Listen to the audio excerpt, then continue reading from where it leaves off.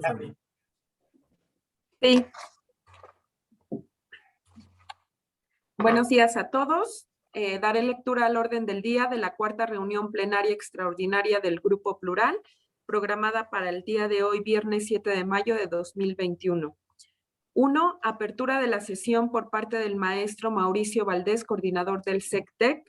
2. Lista de asistencia. 3. Lectura del orden del día. 4.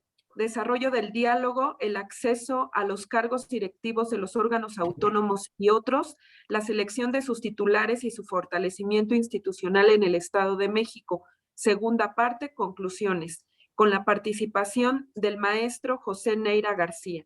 5. Preguntas y respuestas. 6. Asuntos generales. 7. Clausura de la reunión. ¿Sería cuánto? Muchas gracias, Stephanie. Luego nos darás cuenta de la asistencia, que ya la habrás registrado.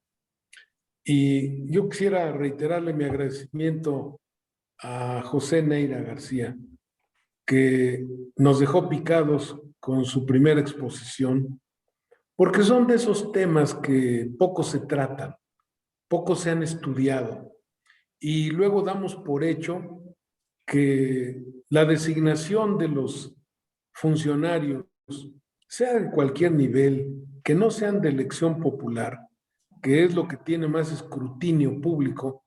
Creo que la materia electoral tiene más escrutinio inclusive que lo que puede significar la seguridad, por ejemplo. Es algo que ha llamado más la atención y por ahí se va. Pero la designación de funcionarios es parte de un buen gobierno y una buena administración pública, la formación de ellos. Entonces nos llamó mucho la atención y comentando con Rubén y con el secretariado, consideramos que se había quedado una parte pendiente y por eso le pedimos al doctor Neira que nos hiciera una segunda exposición. Sé que le generamos más molestia, pero él tiene la culpa. Su libro al respecto, él lo va a reconocer, que lo apunta solamente en algunos casos, y no solo me refiero a gobierno estatal, sino también a los gobiernos municipales. Y luego habría una materia que no creo que la toquemos ahora, pero que son toda esta clase de cargos honoríficos, que también pues generan un interés de estudio sobre esa validez y sobre la conveniencia. Yo creo que son pues todo esto que la forma en cómo se designan, la parte procedimental llega a ser interés, y luego la duración. Hemos estado discutiendo, por ejemplo, si es adecuado que el fiscal dure 9 años o que en el caso de otros cargos, pues duren hasta que se acabe. Hay casos en donde no hay un término. En fin, yo no estoy para decir esto porque no es un tema que haya estudiado, pero me gusta aprenderlo escuchándolo del doctor Neira. Y le quiero pedir a Rubén Islas, como siempre en nuestras reuniones de Grupo Plural, que asuma la moderación de esta parte de la reunión y nos vemos en la clausura con alguna participación final. Por favor, Rubén, si eres tan amable. Gracias, Mauricio. Bueno, pues el día de hoy vamos a darle continuidad a la charla que tuvimos con José Neira. Yo creo que José no requiere mayor presentación. Ya hicimos la presentación formal en la exposición pasada. José es de todos conocido y creo que la mejor presentación que yo podría hacer de él es que es un jurista prestigiado del Estado de México, con una gran experiencia tanto en materia jurídica como en la administración pública. Y sin más decir, queda la palabra con José Neira para continuar con la segunda parte de su exposición sobre el tema del diseño de los nombramientos de los cargos de carácter gubernamental. Adelante, José. Bueno, retomando el tema, quisiera primero agradecer que me acompañen el presidente del Colegio de Abogados del Estado de México, Enrique Lazaga Yamín, que me acompaña también Enrique Antonio González Méndez, que es presidente de la Federación de Colegios, Barras y Asociaciones de Abogados del Estado de México, que nos inscribimos, estos dos grupos se inscribieron precisamente para participar en el Parlamento Abierto y que me han concedido el honor de poderlos representar, aunque no pudiera ser el criterio de todos los que integramos estas dos organizaciones. Me acompaña también de Iztapaluca Luis Eduardo Espinosa López, quien es secretario general de esta Federación de Abogados, y también un integrante, el secretario general del Colegio de Abogados de San Mateo Atenco, que me permití invitarlos y que previamente le avisé al compañero Oscar Silva Macedo. En relación a Oscar, agradecerle las atenciones que ha tenido conmigo para poder participar desde los aparatos que él tiene en su domicilio, en razón de la forma en que hoy estamos haciendo esta segunda participación, e iniciar diciéndoles a ustedes que la propuesta que originalmente hicimos fue del día 12 de abril y el día de hoy, 7 de mayo, en este ínter, pues el escenario nacional cambió por algunas declaraciones del Ejecutivo Federal con la intención de desaparecer algunos órganos autónomos, y no es que todos. Y nosotros tenemos una propuesta, al contrario, de fortalecer la local. No propusimos nada en materia de órganos autónomos a nivel federal, todo fue a nivel local, y el escenario es totalmente distinto. La coyuntura nacional que se está dando es distinta a la coyuntura estatal, por la forma en que se ha integrado este grupo plural con la finalidad de hacer propuestas o tratar de modificar la constitución local y establecer algunos procedimientos, establecer algunas reglas que pudieran acercarse más a la ciudadanía y ser más democráticos hacia el interior de nuestra entidad federativa. Por eso quisiera retomar el inicio de la plática con los cuestionamientos que hace Rubén Islas, que son muy grandes, de los cuales tomé nota precisamente para no perderme ninguna de sus de ninguno de los puntos que él trató, que se me hacen interesantes y que hoy quisiera abordar uno por uno en forma breve, porque son muy extensos en lo que él plantea y que vienen a fortalecer las propuestas que originalmente se hicieron en cuanto al punto de formar una comisión o comité para designar los nombramientos de algunos órganos autónomos en cuanto a quienes los dirigen en la cúspide de estos órganos, no todos, por razón de que es muy complejo y muy voluminoso, pero sí de aquellos que requieren la participación de algunos órganos del Estado o colaboración para poder designarlos. Y en primer lugar quisiera tomar en relación a lo que él me decía del Poder Judicial y cómo designar a sus integrantes, y él mencionaba que en algunos países se pueden dar por elecciones, pero a mí se me hace no viable una elección en el Poder Judicial porque implica compromisos, implica procedimientos muy técnicos, y además los órganos electorales en el Estado de México no se dan abasto con las elecciones constitucionales que ya tienen del Poder Legislativo y del Ejecutivo federal y local, y sería muy complejo incluirles las elecciones para integrantes del Poder Judicial. Aquí, en las propuestas que hice en relación al Poder Judicial, era simplemente una apertura para que participaran agentes externos con la finalidad, o personas externas, no necesariamente al interior del Poder Judicial,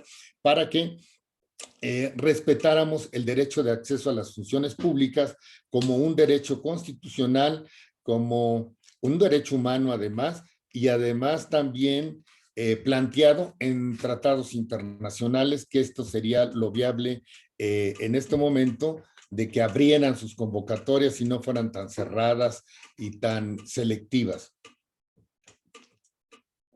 En principio, referente a la denominación de los jueces sobre la forma de denominarle su señoría o su excelencia en ocasiones a los jueces, creo que eso resulta superfluo. Lo más importante es la cuestión histórica de cómo se han venido desenvolviendo la designación de los magistrados, la forma en que se han ido acrecentando sus integrantes, al menos a nivel local, mientras a nivel federal, en la cúspide hubo una reducción en el 94, donde había 21 ministros y 5 supernumerarios, y los redujeron a 11. En cambio, a nivel local se han ido acrecentando gradualmente a llegar a 59, donde entran 57 al pleno, aunque el último informe del magistrado Sodi menciona que son 56, es probable que así sea, y que ya mencioné las causas del por qué algunos magistrados no entran al pleno.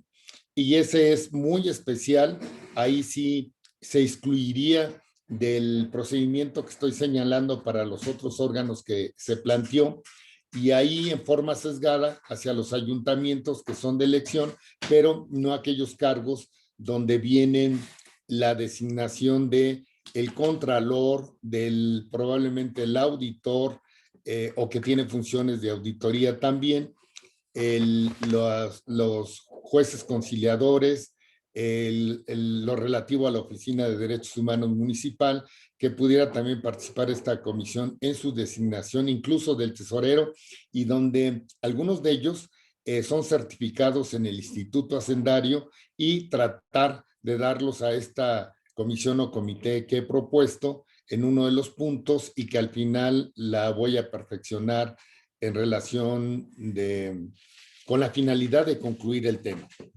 Sobre los exámenes de oposición, estos son muy cuestionables en todos lados.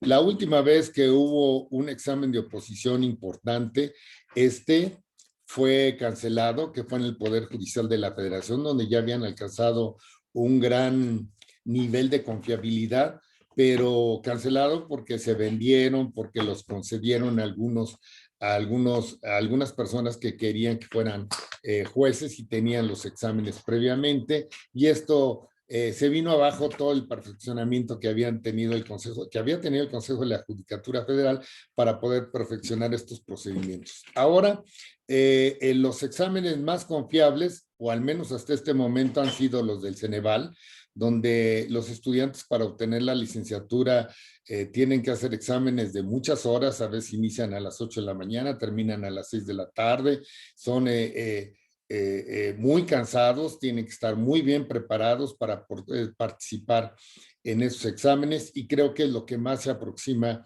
a la seriedad y a la imparcialidad de estos exámenes. Otros exámenes de oposición que han sido, si no son de oposiciones, para poder participar para capacitadores y supervisores en el INE. Creo que llegaron a un gran perfeccionamiento, porque incluso para sustituirlos tienen planteado el derecho de prelación. En relación, si alguien renuncia, entran los otros de mayor calificación, y esto es muy aceptable a pesar de ser salarios muy mal pagados, jóvenes muy inquietos y muy inteligentes, un periodo muy corto, y que esto pudiera extenderse hacia la cúspide, no únicamente en la base.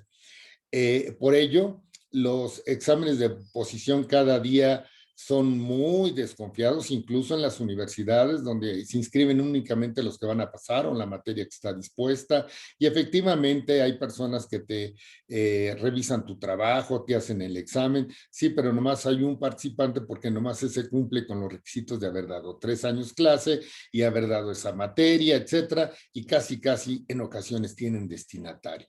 Entonces, este tipo de exámenes deben de ser muy abiertos, conocerlos. En ocasiones no se dan a conocer las convocatorias. Las del INE son totalmente amplias. Acaban de participar o compartir una convocatoria de 46 hojas para elegir al consejero presidente del Instituto Electoral del Estado de Guanajuato, donde vienen infinidad de requisitos, llegaron a un gran perfeccionamiento, pero de dudosa designación después, hacia el interior del INE de su presidente, porque no elige al mejor, no elige al que tenga mejor calificación, elige el que considera que es más idóneo, supuestamente, pero no al de mejor calificación, como se están en este proceso ahorita de elegir al presidente del Instituto Electoral del Estado de México, que no necesariamente es la que tiene mejor calificación, están proponiendo a personas que no tuvieron el más alto rango de calificación en esos exámenes o en esos procesos de selección. Entonces, por eso es que es de dudoso, son dudosos esos exámenes de oposición y debieran, y que no son de oposición, son de participación, con infinidad de requisitos que tienen que allegarse quienes toman la decisión, y esto los hace muy complejos. Les platicaba también que anterior a este proceso hubo en el Estado de México la designación de 2 o 3 consejeros y se inscribieron en la convocatoria del INE 307 personas, pero la mayoría de los impulsados lo hicieron a través de partidos políticos, entonces la jugaron con partidos políticos y ellos fueron los que impulsaron la mayoría de esas propuestas y al final designaron algunos que aun cuando pudiera decirse que no tienen relación con algún partido político, al final en la toma de sus decisiones se manifiestan a favor o en contra de alguna tendencia ideológica. Y esto es muy visible en las decisiones que toman. Eso es en cuanto a los exámenes de oposición. En cuanto a la residencia de los jueces, y que mencionaba Rubén, que debieran de vivir en el lugar donde imparten justicia, donde la administran, por el momento esto es muy arriesgado por las condiciones de violencia que vive en el país. Probablemente en unos 30 o 40 años esto sea viable cuando bajen los índices de delincuencia en la periferia de la capital y pudiera darse este fenómeno de que vivieran en el lugar donde imparten justicia. Hoy por hoy no es posible por los altos riesgos que llegan a tener, y aún así llegan a tenerlos. Vean el volumen de jueces que han sido presionados, algunos amenazados, algunos incluso los han asesinado, y esto es algo muy difícil que pudieran vivir en el lugar de residencia. En cuanto a la elección del fiscal general que mencionó también Rubén, lo veo complejo.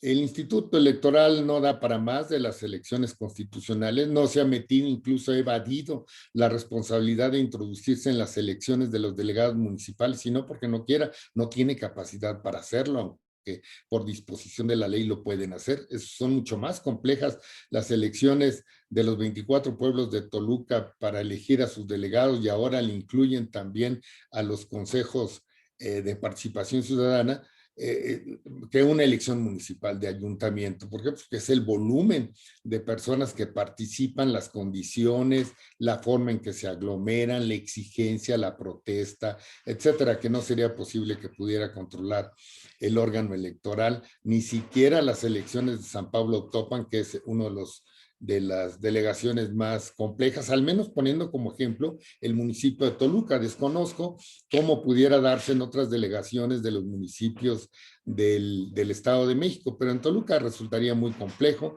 Igualmente sería en aquellas donde tienen un gran volumen de estas delegaciones en torno al territorio de sus municipios.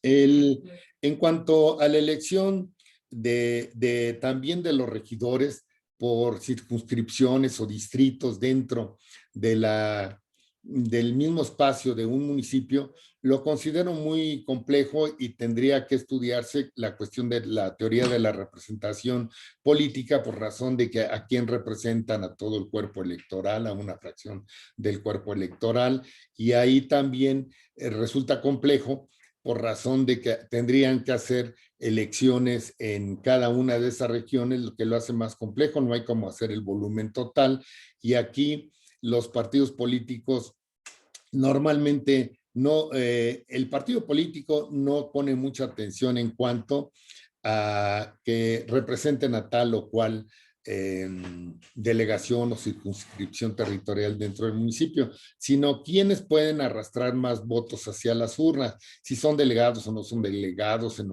ocasiones son fiscales de la Iglesia Católica en alguna delegación, pero tienen un gran prestigio hacia el interior de su comunidad y esto los pudieran hacer candidatos exitosos en un momento determinado. Pero no me resultaría muy complejo elecciones de esa naturaleza porque nos metimos al proceso de elección de algunos cargos que son de designación, el caso del fiscal, y luego ya salió el problema de los regidores. Por eso es importante esto que estamos estudiando en torno a esto que estamos planteando, el escenario que se da en cada una de las regiones. Es distinto de un municipio a otro, de una entidad federativa a otra, pero los cargos de designación o nombramiento, al menos en el Estado de México, tienen un denominador común. Una discrecionalidad exacerbada al momento de plantearlo hacia el interior del órgano que va a decidir, ya sea un ayuntamiento, órganos colegiados, uno propone y el otro designa o ratifica. Es ahí esa gran discrecionalidad que resulta en ocasiones compleja.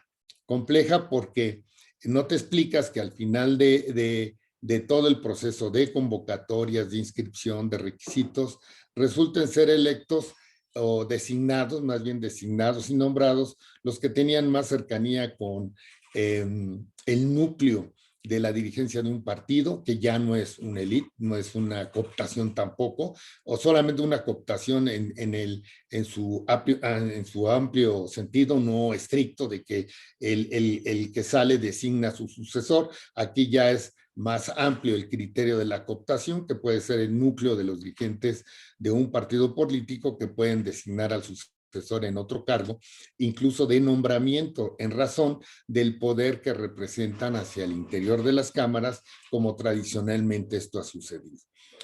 Ahora bien, lo importante es estas reglas de este proceso electoral, de designación más bien, debe de ser no tan complejo como es el proceso electoral. Si planteamos en un inicio que a nivel federal había en una elección normal de presidente de la República 629 cargos de elección, en este proceso intermedio 628, a nivel local había mencionado también que eran como 1,340 cargos los que hoy se van a elegir por la reducción de los integrantes de los ayuntamientos, que en otro tiempo eran 1,870 aproximadamente. Este proceso tiene infinidad de reglas, etapas, cadena impugnativa, es complejo.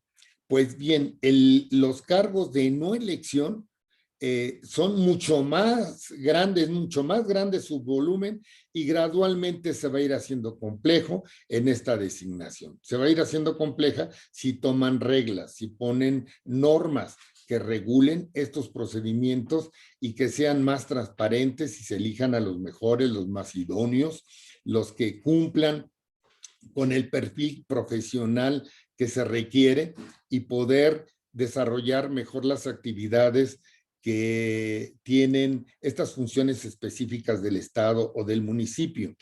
Y en ellas se requiere se van a ir profesionalizando gradualmente.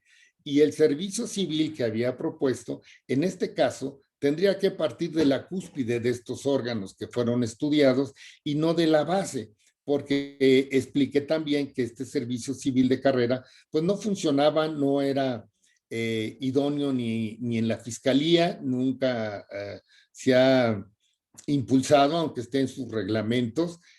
También mencioné que el que más se acercaba a esta profesionalización había sido el Instituto Electoral del Estado de México a nivel local. Lo limitaron porque su porcentaje de personal inscrito en ese servicio profesional electoral es muy reducido, no lo han impulsado, lo han limitado y cada vez que hay cambio de consejeros llegan una parvada de asesores, una parvada de equipo diferente, aunque hay un segmento que no se mueve normalmente, que es el secretario ejecutivo y su entorno, pero en torno a los consejeros electorales sí hay una gran movilidad y no hay un alto grado de profesionalismo en su entorno por razón de que aunque son personas que tienen conocimiento del proceso electoral o han trabajado en las instituciones electorales, no son del servicio profesional electoral, excepto que sean amigos del consejero que haya sido designado. Entonces, eso ha sido lo más próximo a la profesionalización de estos servidores públicos.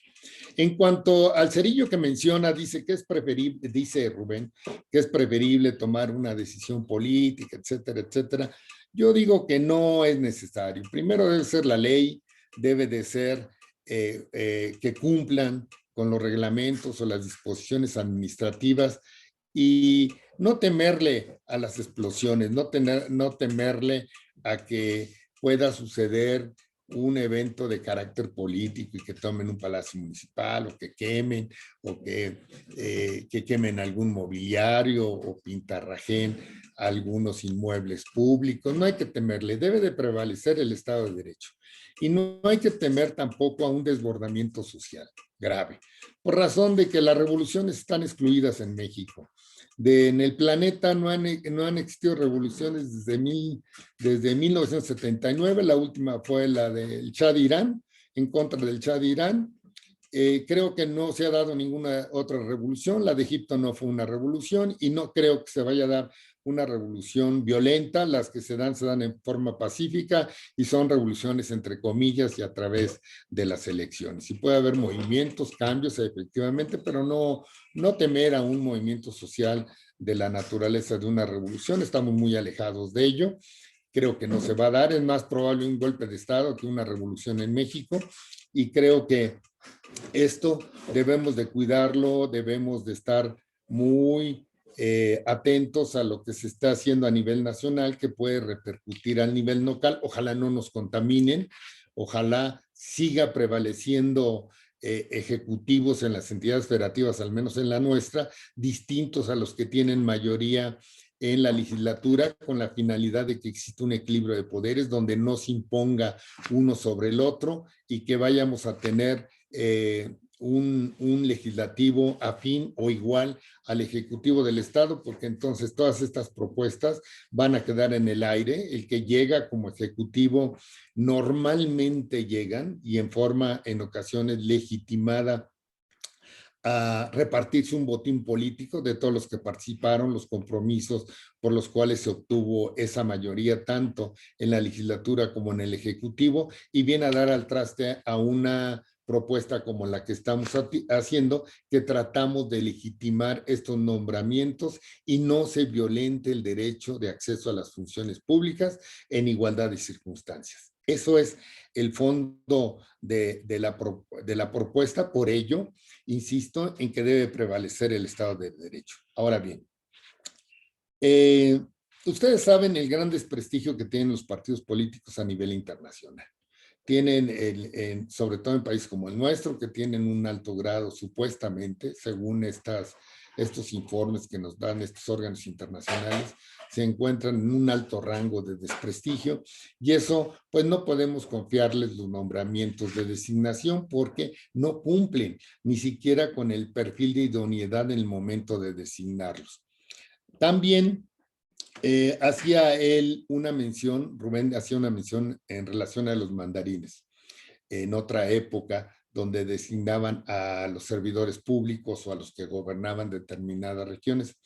En México es muy difícil aplicar cuestiones que sucedieron en Grecia o sucedieron en estos países asiáticos, porque resulta complejo en México. Por ejemplo, pudiera señalar, ya señalé lo de Aristóteles en mi intervención anterior en relación a los servidores públicos, pero también hay un incidente en la historia, dos muy importantes en torno a Séneca en el año 50, donde pues, fue un gran filósofo, creador de grandes frases célebres. Sin embargo, el día que tuvo que suicidar, se le acusaba de actos de corrupción donde él había acumulado 6 millones de sextercios. No sé cuánto equivaldría esa moneda en este momento, pero de todos modos se me hace muy voluminoso esos 6 millones de esa unidad de medida en la época y por actos de corrupción. Entonces sí ahí un gran filósofo, un gran pensador, metido en actos de corrupción, no es ajeno tampoco en la época moderna, y que hubo una frase en un discurso de un líder de la legislatura local que citó a Séneca en su discurso y dijo, al menos me compartió ese discurso porque yo no lo encontré en las citas de Séneca, pero él lo citó, y dijo que si no ofrecías resistencia, al menos se la achacó a Séneca, que si no ofrecías resistencia al gobernante en turno, más o menos en esos términos, si no ofrecías resistencia al gobernante en turno, era muy probable que algo mejor te deparara el destino.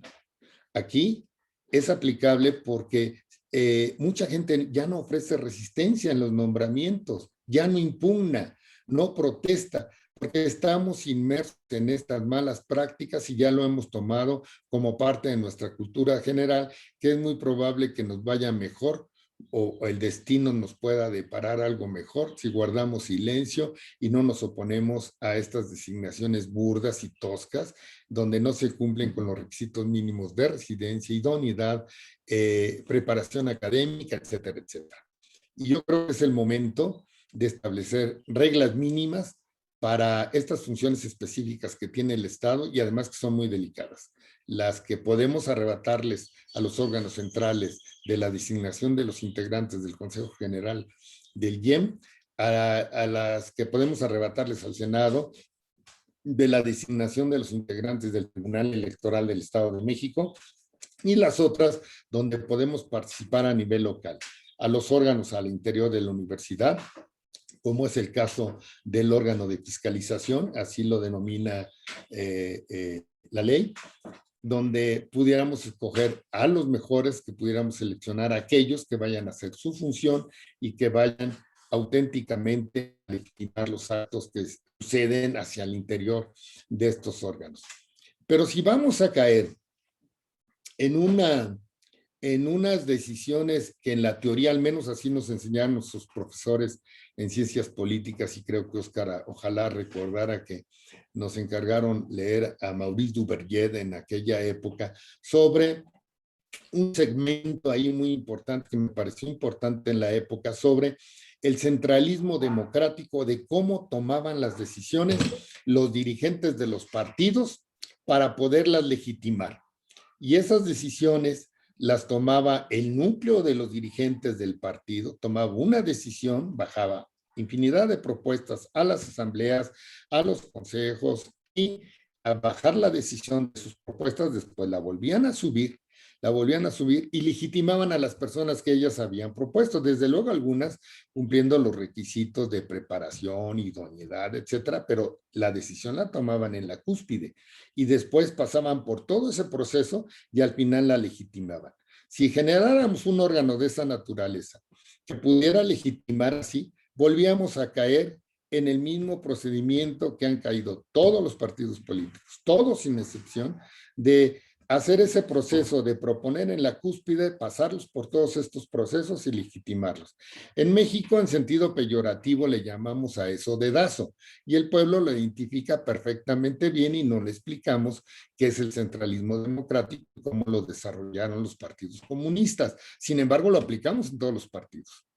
Y no podemos confiar en esas decisiones. Por ejemplo, si algo está mal hacia al interior de los partidos, en sus designaciones, en sus propuestas, por ejemplo, es la justicia intrapartidaria.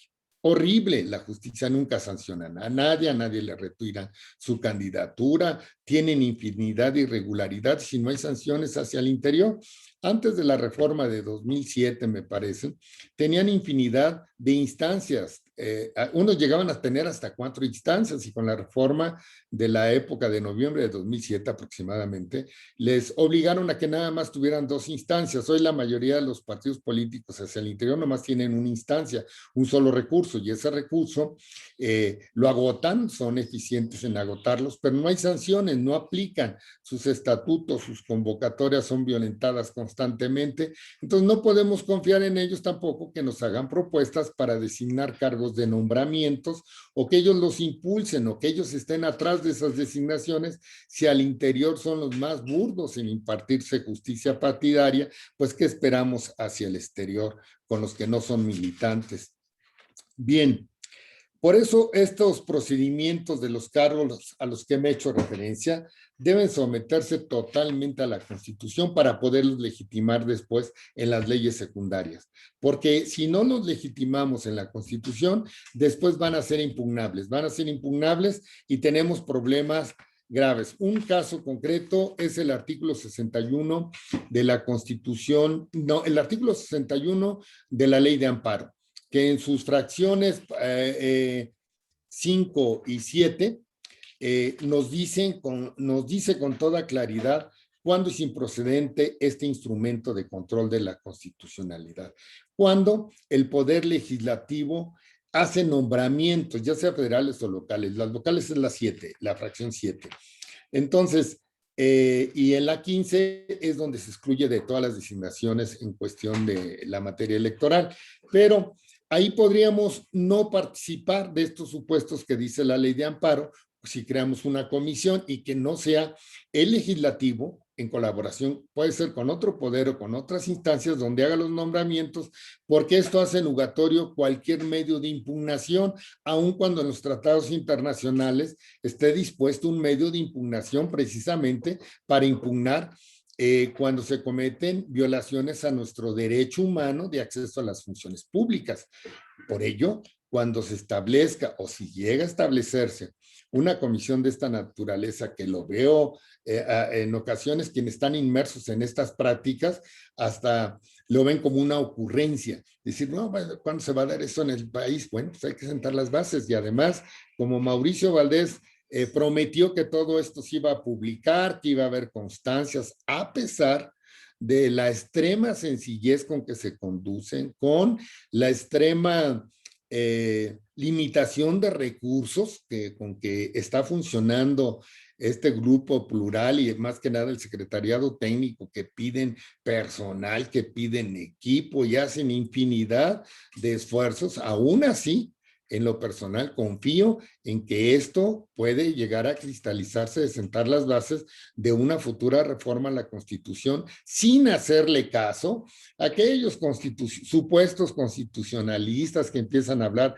del poder constituyente, el poder constituido, el poder de reforma a la Constitución. No se van a transformar principios de la Constitución, les vamos, desde mi perspectiva, a darle forma a aquello que hemos hecho a un lado, que no hemos querido tratar porque se han aprovechado quienes designan, quienes ejercen realmente el poder, les conviene que así sean los procedimientos porque tienen mayor amplitud de discrecionalidad al momento de designar a personas afines en estos órganos que son importantes para las funciones, que son importantes y que tienen un alto grado de especialidad en funciones del Estado. Por ello, este ente que se está proponiendo y que en forma general lo había mencionado en un principio, es importante porque me pedía Mauricio, bueno, ¿y cuál es me decía Óscar Andrés Silva Macedo, oye, es que también Mauricio quiere algo concreto de propuesta. Ya se mencionó el contenido, pero aquí la vuelvo a repetir. La propuesta es en el sentido de crear un órgano, y lo volví a señalar, crear una sola comisión estatal para la selección de propuestas y designación, en su caso, de servidores públicos. Desde luego, aquí había dicho que no podemos ahorita meternos a lo del IEM y a lo del Tribunal Electoral del Estado de México hasta que no le arranquemos este poder que tienen los órganos federales y que pasen estos cargos por un proceso de esta comisión, incluso de algunos cargos que requieran certificación, incluso que les fijen tabuladores salariales. El abuso de autoimponerse salarios altos ha generado la desconfianza en estos órganos. Deben de estar limitados con la finalidad de que tampoco abusen de esas malas prácticas que se fueron adquiriendo en el transcurso del tiempo. Ahí, en este órgano, pues deben de hacer exactamente lo mismo que hacen otros órganos para cargos específicos, desde los requisitos, documentos, atribuciones, convocatorias, lineamientos generales, revisar los currículums y hacerlos públicos, porque hoy no hacen públicos los currículums y no sabemos en qué instituciones estudiaron, cómo se prepararon, etcétera, porque no pueden tener el mismo valor. Una persona que asistió 3 años para obtener, o 4 años en ocasiones para obtener un doctorado en una institución seria, que aquel que fue 4 veces al año y durante 2 años fue 8 veces a una clase presencial y al final obtuvo el mismo doctorado y con el mismo valor académico. Y esto pues no puede tener el mismo valor. Se acaba de dar, o también aquellos que estudiaron licenciaturas en instituciones serias y aquellos que los obtuvieron en 1 año 6 meses, donde nunca fueron a clases, sino presentaron exámenes, mucho menos presentaron trabajos de investigación. Entonces, eso debe elaborar, eso debe más bien calificar bajo ciertos parámetros quienes conduzcan este nuevo órgano que se está proponiendo con la finalidad de que asuma estas responsabilidades que deben de estar previstas en la Constitución.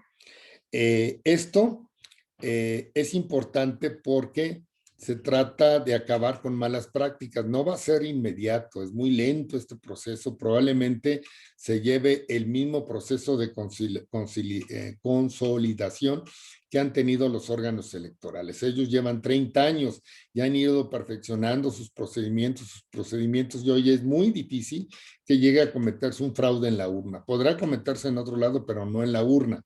Entonces, eso es a lo que debe de llegar una comisión de esta naturaleza, a estos altos grados de perfeccionamiento, sin excesiva reglamentación como ha existido hasta ahora. Existen infinidad de reglamentos, lineamientos, leyes, principios, resoluciones para cuidar el proceso electoral. Complejísimo para elegir a estos pocos servidores públicos.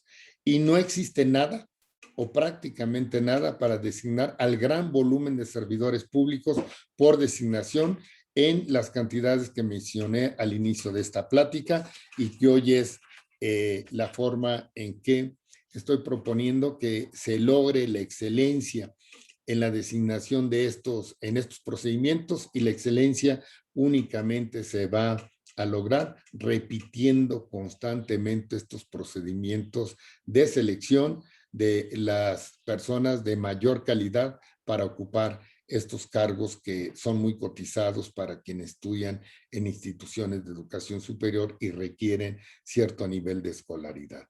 Es cuanto a lo que quería completar sobre las preguntas de Rubén, y felicitar al secretariado técnico de los esfuerzos que está haciendo con todas sus limitaciones de tiempos, de espacio, de personal, de recursos. Recuerdo cuando vi la modestia en que se dirigen, la austeridad, cuando hace muchos años que cuando era estudiante de prepa, como en 72, 71, el profesor Carlos Jan González trajo una institución al Estado que se llamaba IDREM, Instituto de Desarrollo Humano y otras cosas, y trajo a un señor de apellido Murayama, me parece, para dirigirlo.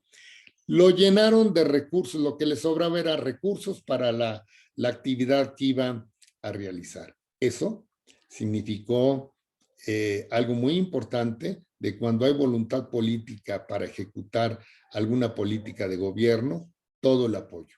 No vaya a ser que en este secretariado técnico la voluntad política esté sesgada y que no tengan recursos porque los van a requerir para poder cristalizar todas las ideas que se están dando en este momento. Es cuanto. Felicidades a este secretariado técnico y ojalá el Grupo Plural tome conciencia de que esto es una buena oportunidad de aportar algo al Estado de México en todo lo que estamos haciendo y en lo que está participando la mayoría de ustedes. Muchas gracias. Pues gracias a ti, José. muchas gracias por Muchas gracias. el complemento de tu exposición y las respuestas a las preguntas que te hicimos en aquella ocasión.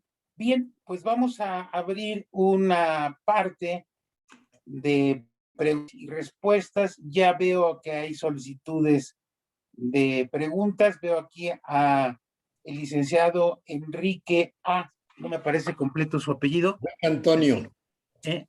Enrique Antonio González. Enrique Antonio González. Así que de inmediato le doy la palabra para que haga la pregunta que considere correspondiente. Adelante. Gracias, maestro Rubén. Muy buenas tardes a todos nuevamente. Antes que nada, querido maestro Neira, yo quisiera felicitarte por esta magnífica disertación en el tema acceso a los cargos directivos de los órganos autónomos. Así como también tocaste otros tópicos que son de interés electoral, los cuales me parecen muy puntuales y precisos, que ojalá, bien como lo referiste, en un futuro inmediato, sean considerados mediante iniciativa para una reforma ante el Congreso y esta al mismo tiempo sea en beneficio de la sociedad mexiquense. En ese tenor, maestro, y dada la expertise que tú tienes a lo largo de tu trayectoria profesional como jurista y sobre todo en materia electoral, me gustaría preguntarte cuál es tu opinión acerca de las diputaciones plurinominales. ¿Cuáles son los pros y los contras ahorita que estamos en un proceso electoral?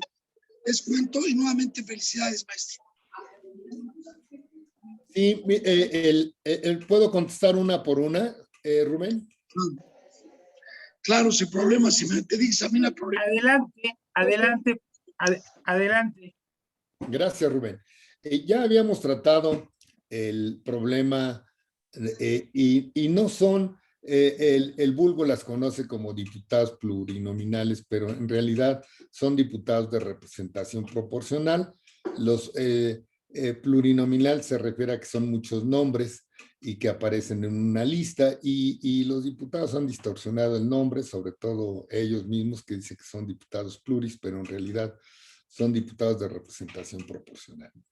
Esta figura que mencioné también, que no son cargos de elección popular, sí, digo que no son cargos de designación, pero que hay ahí una pequeña, una situación híbrida, porque más bien son de designación, pero se someten a un proceso electoral, nunca se vota por ellos, pero resultan ser electos también. Se implementó en una reforma del 63, aplicable al 64, sobre los diputados de partido, ya con la reforma de Reyes Heroles en el 77, que se aplicó hasta el 79. En México se eligieron los 100 diputados de representación proporcional y a la siguiente 200, y poco a poco esto se fue perfeccionando también en las entidades federativas, las listas de diputados de representación proporcional, en algunas únicamente por el resultado de la votación global, en otros también aquellos que habían obtenido los más altos porcentajes, como había sido o es en el caso del Estado de México, que entraban unos de la lista y unos de más alto porcentaje.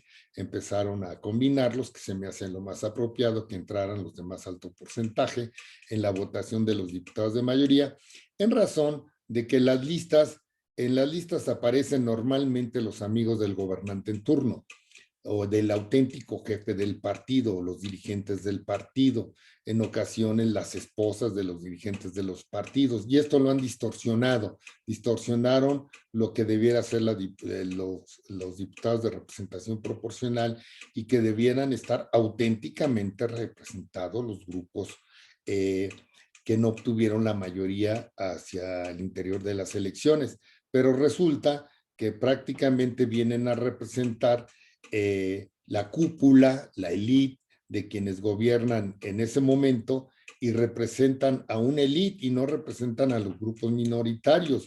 Yo no he visto ahí a dirigentes de dirigentes sociales, escasamente llegamos a encontrar ahí a un dirigente social en ocasiones para legitimar toda la lista y no en los primeros lugares. Entonces, Esto se ha distorsionado. Creo que debemos, aunque no son de los cargos que tuve que explicar, porque son cargos de no elección, de designación. Sin embargo, aquí en relación a la pregunta, yo soy de la idea que únicamente deban de entrar en los cargos de representación proporcional aquellos que obtuvieron la mayor votación en el proceso de la elección de los diputados de mayoría, aquellos que quedaron en segundo lugar o que alcanzaron el mayor porcentaje en sus respectivos distritos. Y esto va a ser más competitivo de aquellos que incluso perdiendo entran a la Cámara y siguen siendo representantes de las minorías. Esa es mi apreciación muy personal.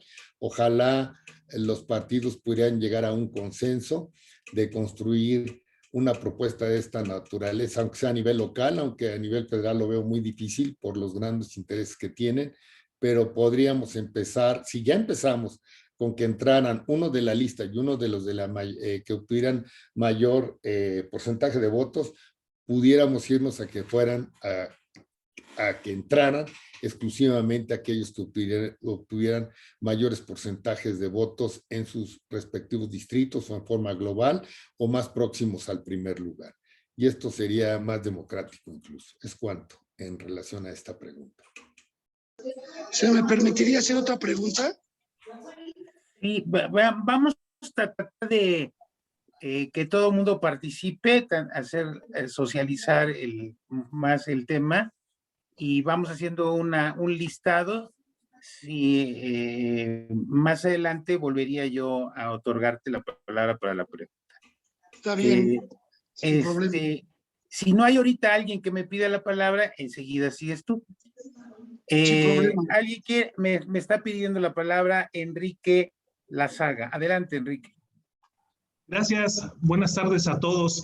Querido maestro Pepe, felicidades, es usted un baluarte, orgullosamente presidente de este colegio y activo intelectual del mismo. Muchísimas felicidades también a los organizadores por esta serie de pláticas nutritivas que aportan muchísimo. Quisiéramos preguntarle, en base a los organismos autónomos o a los órganos autónomos, ya ve que hay algunos constitucionalistas que lo consideran como un cuarto poder, a lo mejor no de derecho, pero sí de hecho y de facto. ¿Usted cree o considera que el acceso a estos organismos debería ser por elección y que esta elección organizada por el Instituto Electoral con todas las formalidades, debe de ser dirigida o debe de ser propuesta por los partidos políticos, o esta autonomía, vaya, que sea este acceso a propuesta de partidos en base a que se organizan las elecciones, porque de que fuese de manera o por parte de los ciudadanos, nos cuesta mucho trabajo a las organizaciones el postular, el organizar, el proponer. Entonces, ¿cuál cree usted que sea el mecanismo más neutral, más imparcial para el acceso a estos organismos, sobre todo por el poder que representan, las capacidades que tienen y los intereses, tanto políticos y sociales, que reflejan en la sociedad? Gracias, querido maestro, y un abrazo. Sí. Originalmente se planteó de que estos cargos que fueron analizados, los entes que fueron estudiados, es difícil que pudiéramos hacerlos por elección. Ninguno de ellos pudiera someterse a elección, porque tradicionalmente han sido de nombramiento, de designación o procesos muy especiales para su designación. Algunos casos son pues el contralor del ayuntamiento, el tesorero, la oficialía conciliadora o el oficial, el titular de la Oficina de Derechos Humanos Municipal.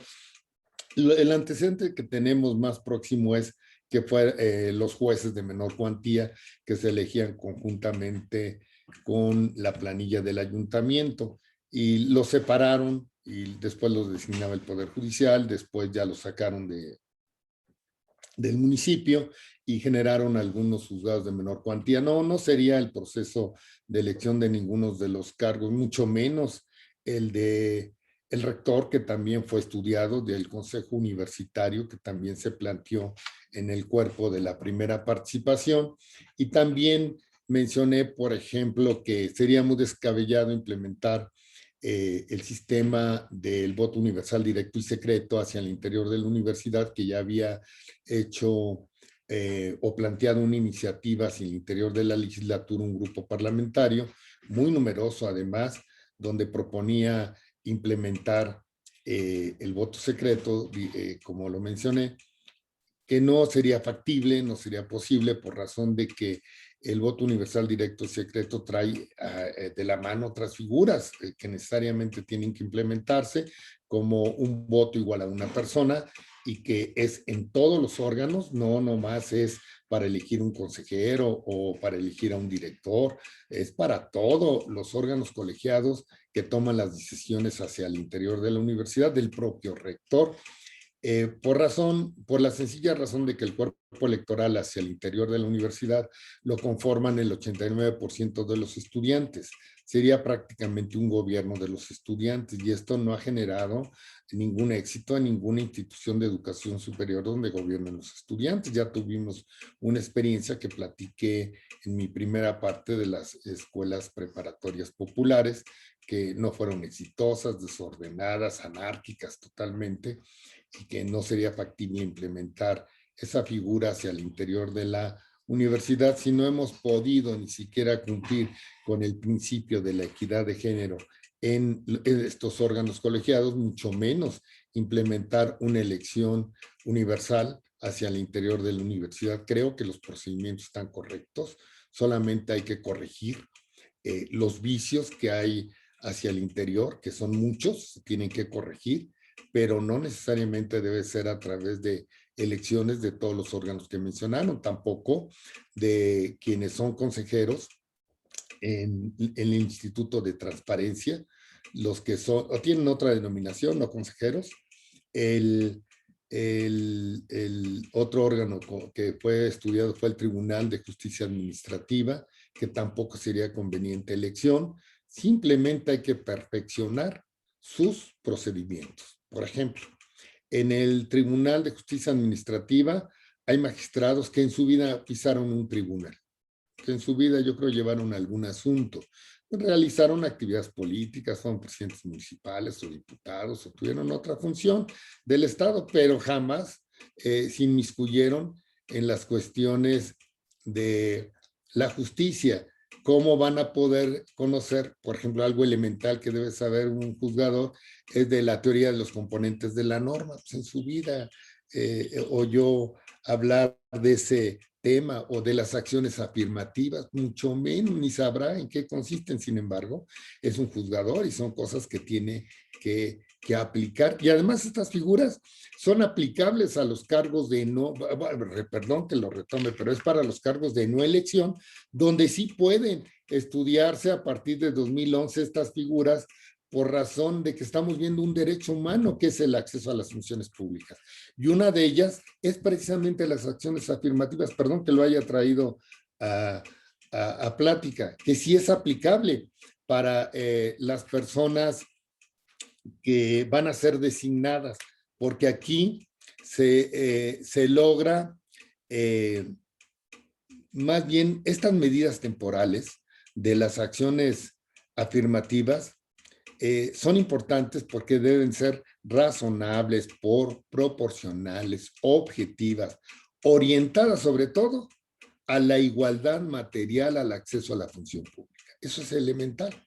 Entonces, qué bueno que pues me vine otra vez a los cargos de no elección y todos ellos, de los que mencioné, en ninguno propongo que sea a través de procesos de elección que cada vez son más complejos, son más tardados y el sistema no puede, ahorita, por el momento no puede incluir más que la consulta popular, que ya está inmersa para que participe en los órganos electorales y probablemente más adelante tenga alguna otra figura que se tenga que pasar por este proceso de los órganos electorales, pero por lo pronto todas las que se mencioné o los entes estudiados, no es conveniente ninguno de ellos un proceso de elección.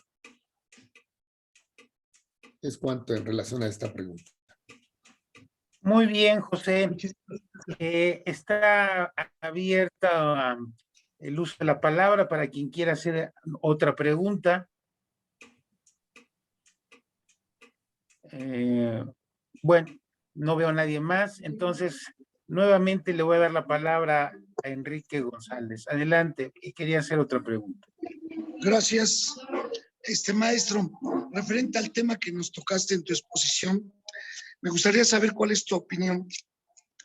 Hace tiempo, y tú lo sabes, esta federación, que honrosamente presido, se le peticionó al presidente del tribunal, al magistrado Sodi, que cuando hubiese convocatorias para jueces magistrados, fuesen abiertas a todo aquel postulante, abogado que reúna el perfil y desde luego cumpla con el método científico que ellos emplean para ese efecto.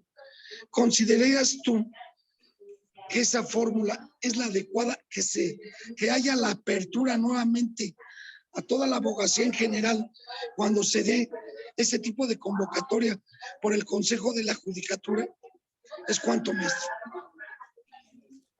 Sí, ese tópico lo abordamos en la primera participación cuando se habló directamente del Poder Judicial del Estado de México, sus integrantes, los procesos de designación, la forma en que modificaron su ley orgánica exclusivamente para la elección de su presidente.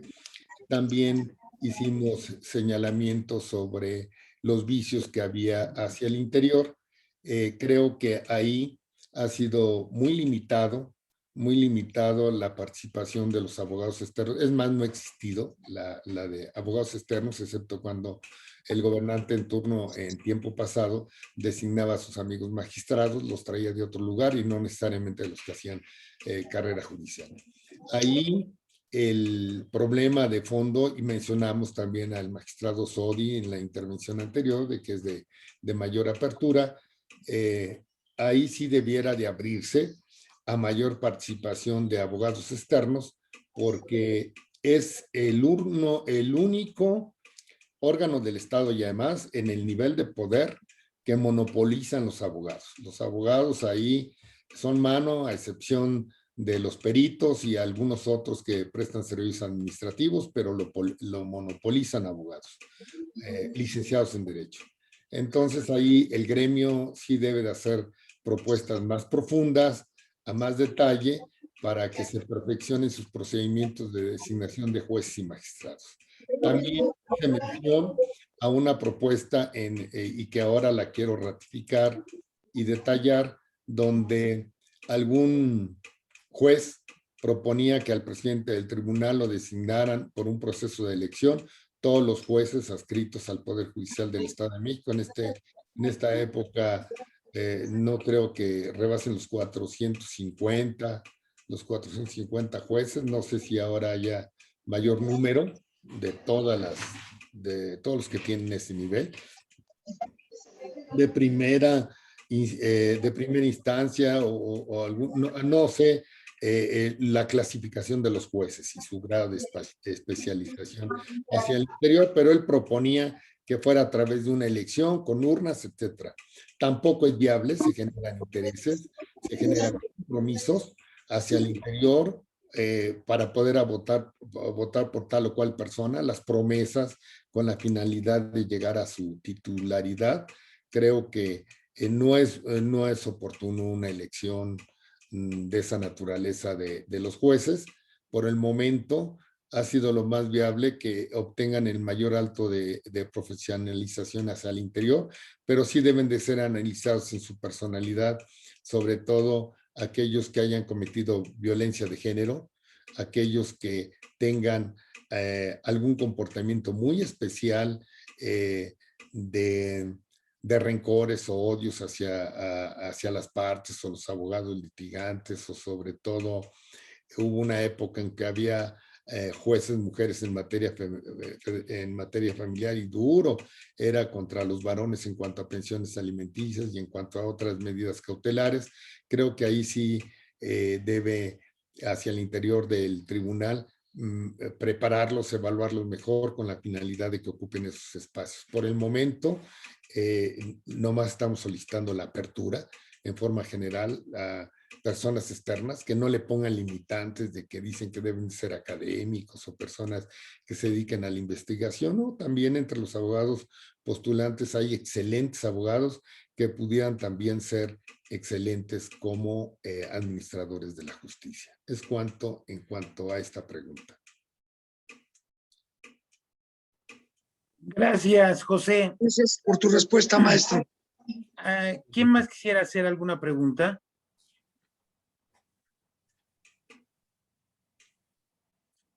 Mauricio, adelante.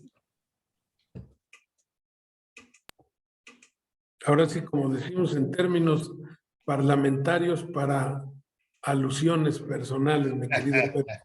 Sí, maestro. No, nuevamente mi agradecimiento, pero curiosamente coincide tu intervención sobre estos temas de designación de funcionarios con una nota que leí ayer en el Twitter del gobernador Alfredo del Mazo, quien informa así lacónicamente: tomé protesta a Fernando Fernández Clamont como secretario de Salud y a, yo creo que Pablo será o algo así, Peralta, como titular de la Secretaría de Desarrollo Económico.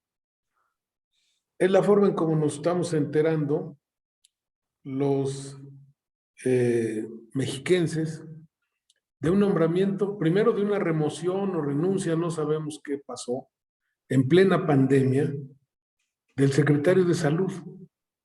Lo del secretario de Desarrollo Económico, bueno, es importante porque viene la reactivación económica, etcétera, y tal vez debe haber alguna explicación al respecto. Pero este nombramiento y esta remoción del secretario de Salud pues, los deja sin saber qué pasó. ¿Falló el secretario? ¿Se cansó el secretario? ¿O este es mejor para esto? Nos quedamos así un poco en la duda. Pensé que lo mencionarías y como no lo hiciste, sí lo menciono, porque son de ese tipo de aspiraciones que yo he venido escuchando de muchos ciudadanos y organizaciones. Te comento, por ejemplo, de la Federación de Escuelas Particulares, de cuando se designó al anterior secretario de Educación, hoy candidato a diputado por Teotihuacán.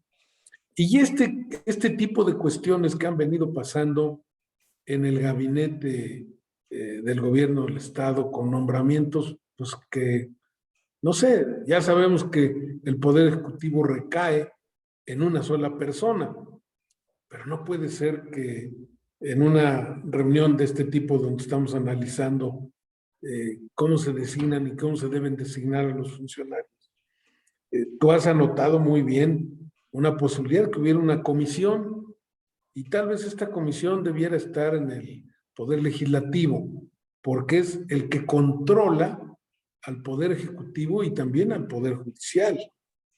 Entonces, me gustaría conocer tu punto de vista al respecto, si estos cargos deberían entrar también ahí en esta comisión que tú propones, por una parte.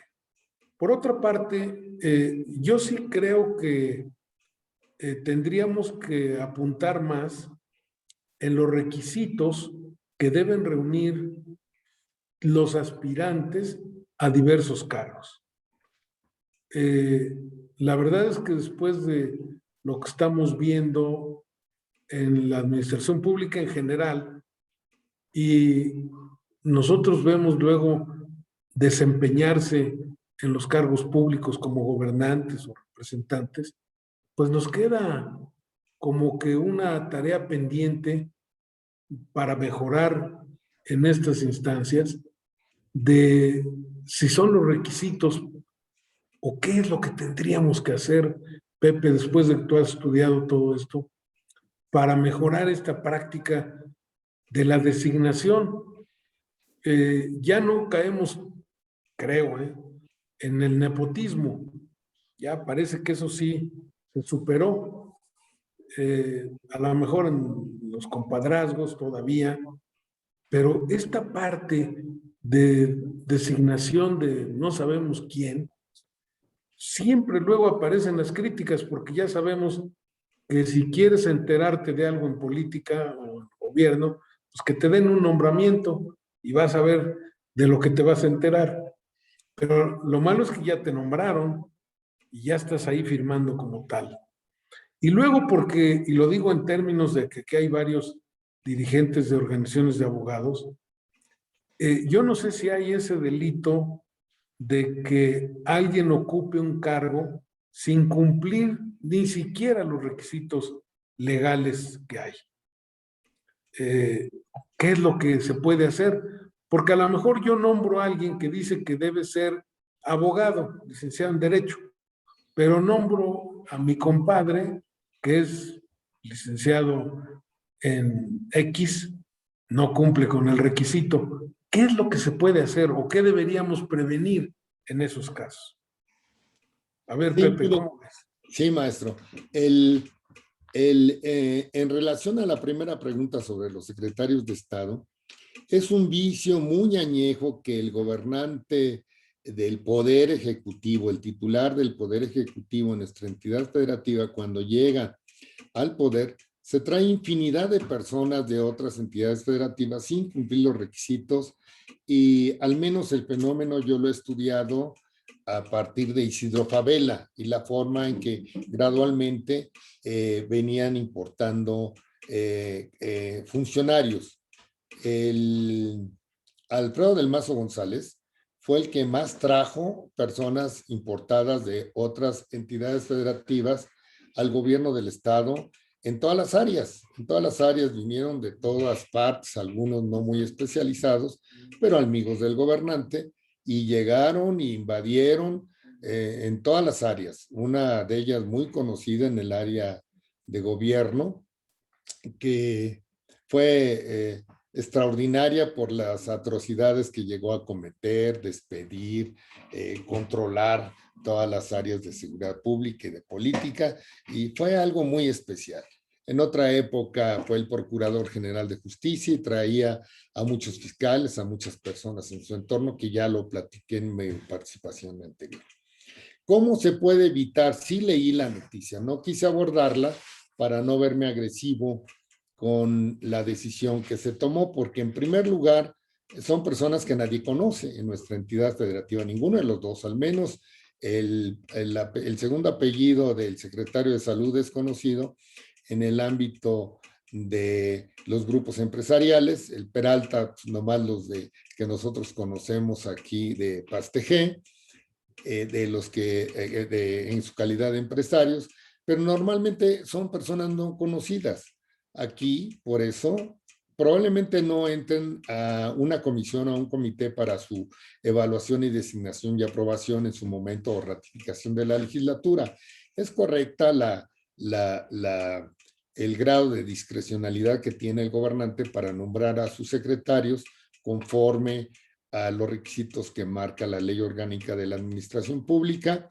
Solo hay que limitarlo a que cualquier ciudadano puede impugnar el nombramiento del gobernante de un secretario, subsecretario, oficial mayor, director, coordinador, etcétera, porque al momento de su designación no cumplen con un requisito esencial y en ocasiones no lo establece la legislación, es de que deban de tener la residencia, con la finalidad de que sean conocidos en el territorio que gobiernan o van a ser una función del Estado y que puedan ser reprochables su conducta al finalizar su periodo o el periodo para el cual fueron designados.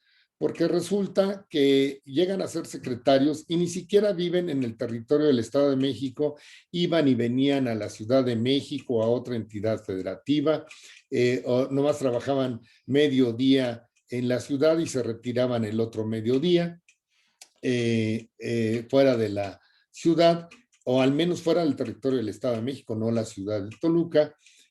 Por ello, es importante que se establezca que cumplan con determinados requisitos de idoneidad, requisitos de residencia, vecindad en el Estado de México. Y además que se hagan públicos sus currículum, porque los nombran en forma sigilosa y en la nota que llega a publicar el gobierno a través de la prensa es muy escueta, que tienen una profesión o que tienen esto. Y luego mencionan hasta doctorados que nunca obtuvieron y que sean verificables, que estos órganos del Estado puedan verificar la autenticidad de los documentos con los cuales acreditan ser lo que dicen ser y que vivan en el Estado de México. De otra forma, se sigue exacerbando el grado de discrecionalidad del gobernante del turno y comete atrocidades. Y que cuando los órganos de transparencia, cuando tengan que publicar sus currículums, no le borren cosas tan importantes o que no puedan publicar de dónde estudiaron, dónde obtuvieron su doctorado, si efectivamente viven en el territorio del Estado de México, porque ni siquiera su nombre aparece cuando tratan de darnos información. Estos institutos de transparencia y tal parece que se vuelven cómplices del Ejecutivo en la información que no llega a la población. Aquí lo más viable sería exigirle al gobernante para que legitime estas designaciones, que publique sus currículums completos, porque en la Ciudad de México se dio la situación que nombraron a una persona en cuestiones de seguridad, no sé si fue nacional o exclusivamente del Distrito Federal, donde la designaron con ciertas responsabilidades y mencionó que tenía 11 doctorados y como 7, 8 maestrías. Si una vida no alcanza para 2 maestrías y un doctorado, yo no sé cómo lo hicieron ellos. Entonces, acumulan doctorados honoris causa de los que compran, les regalan y que sorprenden a quienes desconocen de estos grados. Jamás van a poder sorprender a un académico, al director de una facultad de Derecho con esos grados. Una cosa es que guarden silencio con la finalidad de no exhibirlos o de no conflictuarse, pero en realidad son de extremada dudosa calidad y en esta ocasión, a este caso concreto, la forma de legitimarlos es que publiquen sus currículums y que tengan una auténtica defensa de que están ocupando el cargo y que cumplen con los requisitos. Mientras no exista un procedimiento o un recurso para impugnarlos, ellos van a seguir funcionando y no va a haber poder que los pueda separar de sus cargos. Los podrán descalificar, pero no los van a poder separar de sus cargos. Y creo que esta es una oportunidad de retarlo, que publiquen todos los currículums y dónde tienen su residencia estos nuevos secretarios. Es cuanto. Gracias, José. ¿Alguien más quiere intervenir? ¿Hacer alguna pregunta? Bueno, voy a intervenir entonces yo. No, simplemente quisiera hacer 2 apuntes, ¿no? Un primer apunte sobre el tema de la naturaleza de la representación proporcional. Efectivamente, tienes razón, José, el nombre correcto, el concepto correcto es representación proporcional y no plurinominal. Es correcto. Ahora, la pregunta que tenemos que hacernos es ¿por qué existe la representación proporcional? La primera respuesta que se da a la pregunta de por qué existe la representación proporcional es porque el sistema de elección de mayoría relativa no expresa una auténtica representatividad de los electores. dado que en una elección donde se elige por el sistema de mayoría, lo que hace es otorgarle la totalidad de la bolsa al ganador y excluye a los perdedores. Pero no excluye al perdedor que compite, sino excluye a los electores que no han votado por ese representante electoral. Es decir, en el sistema de mayoría, el que gana, gana, el que pierde, pierde, y no tiene representación en las cámaras. Creo que los dos ejemplos clásicos de este sistema son el Congreso de los Estados Unidos y el Parlamento británico, donde todos los escaños o todas las curules, tanto en la Cámara de Representantes como en el Senado de los Estados Unidos, todos se eligen por el sistema de mayoría relativa. Es decir, el que gana se lleva todas las canicas que están sobre la mesa. ¿Eso qué implica? Bueno, implica que una parte importante de la población se quede sin representación en el Congreso. ¿Por qué? Porque el porcentaje de representación, el número de electores que votaron por los partidos perdedores o por los candidatos que perdieron en la elección, se quedan sin representación en la Cámara. Hay estudios a nivel internacional de esto. Hay sistemas como el sistema alemán o como el sistema español, donde todo se elige por representación proporcional. Es decir, los partidos presentan listas de candidatos al Congreso de los Diputados en España o al Bundestag, en el caso alemán, y por representación proporcional pura se distribuyen el número de escaños en razón del porcentaje que tenga cada partido político.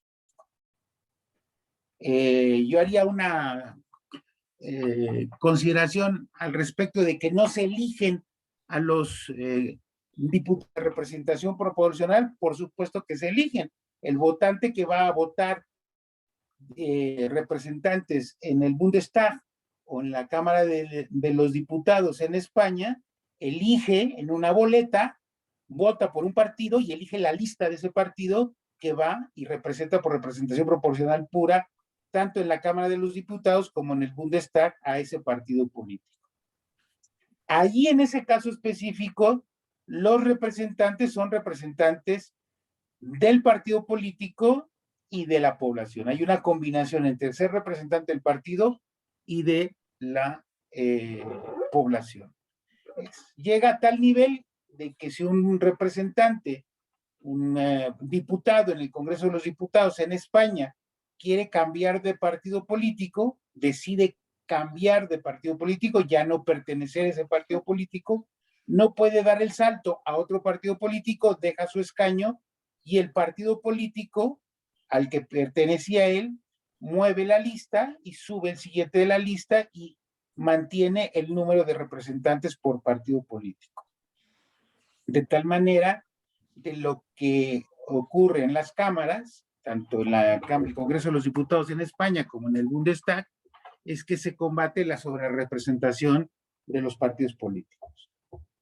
En el sistema que nosotros adoptamos es un sistema mixto, que es un sistema en el cual lo que tenemos es una doble representación y por supuesto que sí se elige y sí se vota por los candidatos de representación proporcional. Cuando uno va a la casilla y tiene la boleta electoral, por la parte frontal de la boleta electoral están los candidatos de mayoría relativa y por la parte posterior de la boleta vienen las listas de los candidatos de representación proporcional. Cuando uno cruza un emblema de un partido político en la boleta de mayoría relativa, al mismo tiempo está votando por la lista de representación proporcional que forma parte de la parte trasera de la boleta. Es decir, es un mito eso de que los diputados o senadores de representación proporcional no son electos, sino son designados. Por supuesto que son electos. Están en la boleta electoral y la gente va y vota por ellos. ¿Qué permite el sistema mixto que tenemos? ¿Cuál es la ventaja del sistema mixto que tenemos? Permite la representación directa del elector en el distrito electoral donde se elige un representante por mayoría relativa, lo cual es bueno. Pero también permite que haya equidad y representatividad de todos los sectores y partidos políticos en las cámaras, y por lo tanto se escoge el sistema de representación proporcional. Es un sistema mixto. Desde mi punto de vista muy personal, creo que debiéramos tener mitad y mitad. Es decir, deberíamos tener la mitad de diputados de representación proporcional y la mitad de diputados de mayoría relativa.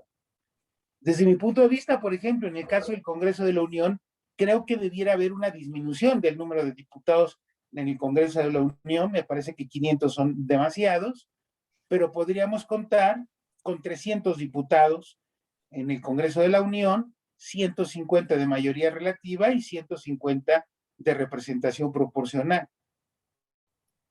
En el caso del Senado de la República, por ejemplo, podríamos elegir por cada estado de la República senadores de representación proporcional en listas por cada estado, de tal manera que podríamos tener listas de los partidos políticos de 4 senadores por cada estado, por representación proporcional pura. En cada estado se elegirían 4 senadores que irían al Senado, y irían los senadores que tuvieran el mayor porcentaje en representación proporcional pura por cociente natural y resto mayor, que es el sistema que se utiliza para la distribución en representación proporcional. Y lo mismo podría ocurrir en el Congreso del Estado. Ya tenemos un caso donde tenemos 50% de representación proporcional y 50% de mayoría relativa, que es el caso de la Ciudad de México, en la Constitución de la Ciudad de México, que es un ejemplo de constitución para el país, para el tema de los estados.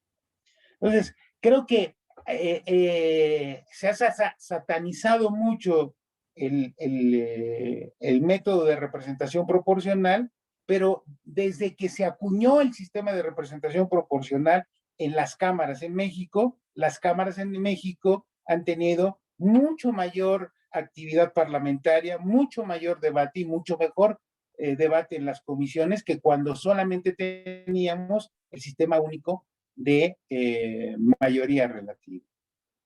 Bueno, dejo ahí mi comentario sobre ese tema de la representación proporcional, y yo sigo pensando que una de las cosas, José, que habría que perfeccionar para el nombramiento de servidores públicos es el servicio civil de carrera.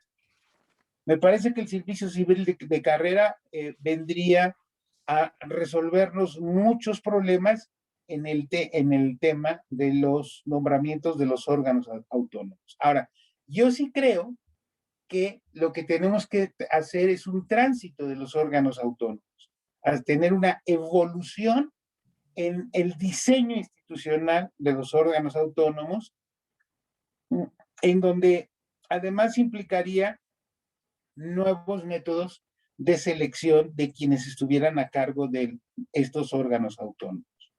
E incluso pensar en un cuarto poder que yo le llamaría el poder ciudadano.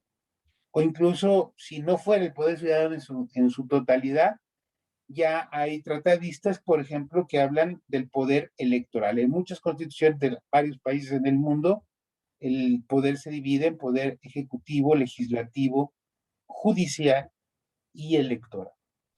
Bueno, ahí dejaré yo mi comentario, José. Pues es muy interesante lo que mencionas y sí quiero hacer mención sobre lo que señalas por esta razón. El tema que nos trajo aquí fue precisamente cargos de designación o nombramiento y no se tenía contemplado nada que fuera electoral, excepto aquello que fuera de sesgado, de refilón, por razón de que estuviera vinculado. Algunos de ellos están vinculados, pero trataste a profundidad lo que es la representación proporcional, y aquí lo que nosotros analizamos es precisamente la representación proporcional en el Estado de México y la incidencia que tiene el sistema que se aplica a nivel nacional. Marco como referencia en 1963 que implementaron los diputados de partido y que se aplicó hasta 64.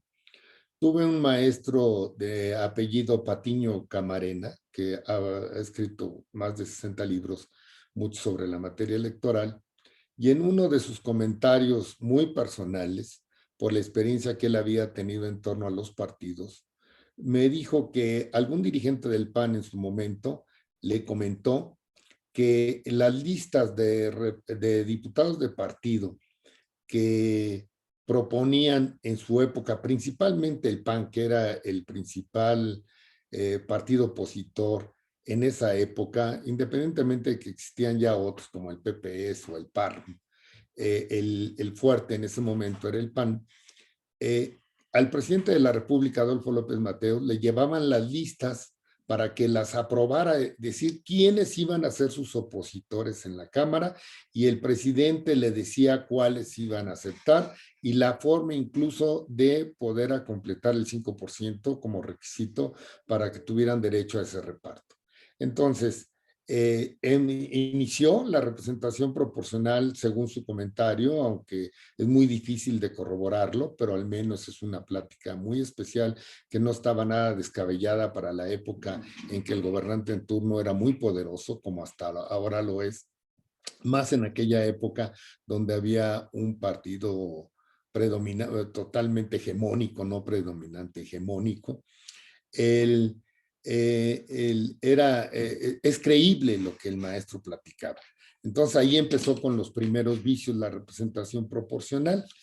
En México, únicamente que yo recuerde que se haya votado por los diputados de representación proporcional fue en la primera elección en 1979 para diputados federales, que adicionalmente a la boleta de mayoría, te daban una boleta grandísima, una gran sábana, donde venían las propuestas de los partidos políticos en ese momento por 3 circunscripciones, no 5, había 3 nada más, porque podían dividir hasta en 5 y en esa época la dividieron en 3, según la Constitución, como lo señalaba en esa época. Y en esa circunscripción que a nosotros nos tocaba, en la parte de atrás, bueno, más bien en una boleta por separado, venían las listas de los diputados, venían las listas grandísimas de los diputados y tenías que votar por esas listas y las dejabas en urnas diferentes y se contabilizaban en forma diferente y era complejo porque había que levantar 2 actas distintas, hoy nomás se levanta una y ahí van también los diputados de representación proporcional, me refiero a los federales.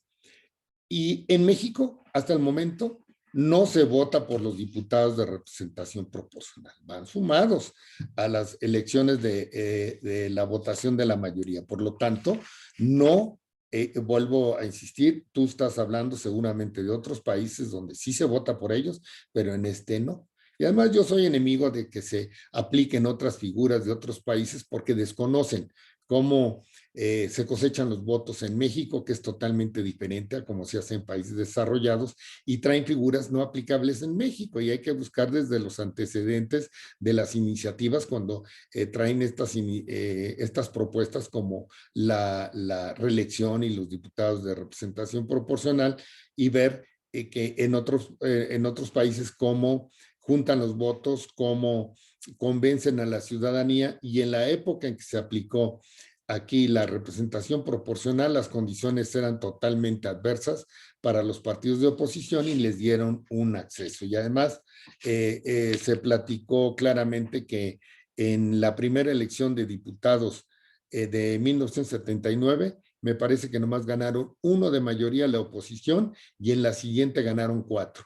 O al revés, en una 4 y en otra 1. Entonces no eran competitivos, sin embargo se les obsequiaban prácticamente las diputaciones de representación proporcional, obsequiaban porque estábamos acostumbrados a los diputados de mayoría.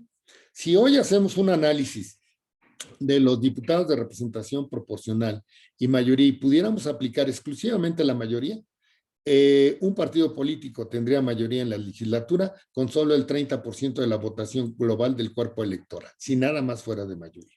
Sin embargo, siguen teniendo la mayoría con un bajo porcentaje en la Cámara, y yo soy de la idea de que debe de haber representación, no representación proporcional, sino que de acuerdo a los números de la votación, lo que arroje la votación, en esa misma proporción tenga números de diputados en la Cámara para que exista una auténtica representación de la población o del cuerpo electoral en la legislatura. El problema que hasta ahora ha existido es que entran a la Cámara personas por las cuales no votaron. Entran no personas de la minoría del cuerpo electoral, no, entran de la minoría del que tiene la jetatura del partido, de la élite o del núcleo de la dirigencia de un partido o del grupo gobernante. No entran los grupos sociales, no entran a las personas por las cuales votaron. Puede darse la excepción en el caso del Estado de México, que entran diputados que obtuvieron el mayor porcentaje de votación. Ahí, más que el 50 y 50, debieran de entrar los diputados de mayoría y aquellos que obtuvieran los más altos de porcentajes de votación en sus distritos. Entonces, sí fueron votados los diputados de representación proporcional. Esa sería una forma. La otra forma es la que dije primero, que entraran acordes al resultado de la votación a los porcentajes que obtuvieran. Hoy por hoy, las planillas de los ayuntamientos, incluso donde se aplica también la representación proporcional, entra el 60% de ese cuerpo edilicio, en ocasiones el 62, 61, según el cuerpo electoral de que se trate, por la clasificación que hoy tienen los municipios, de que si son menos de 150,000 hasta de menos de 150,000, de 150,000 a 500,000, de más de 500,000, entonces hay esos parámetros de que sean 9, 11 y 15, según el número de población. Bueno, ahí entran el 60-62% del grupo mayoritario.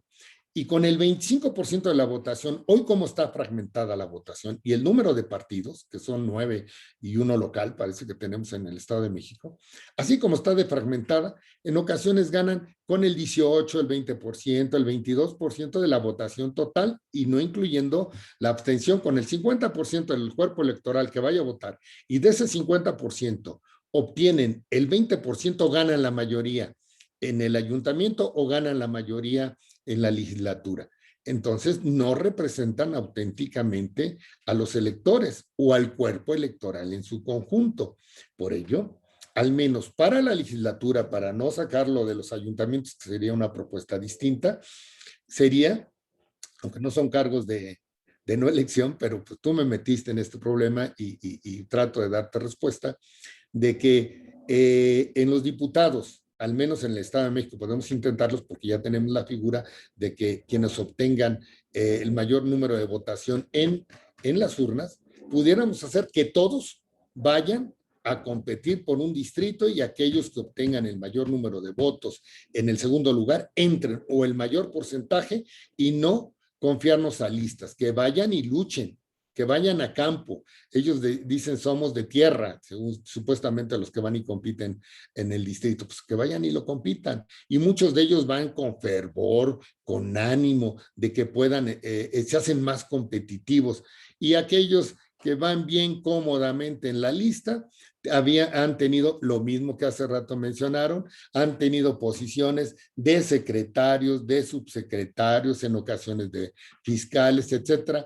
Esos incluso debieran de tener una limitante de esperarse 2 años mínimo para poder competir por un cargo de elección popular, regresando a la pregunta que hacía Mauricio.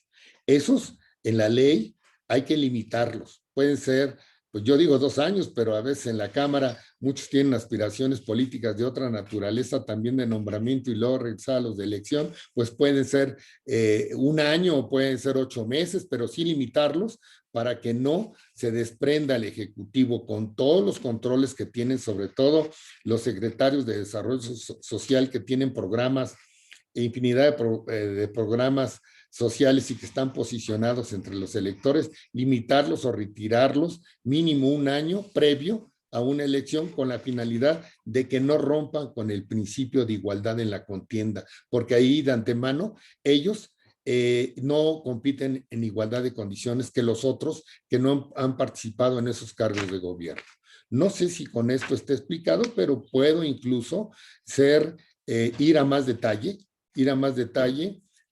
si surgiera una pregunta en torno a esto. Es cuanto. Muchas gracias.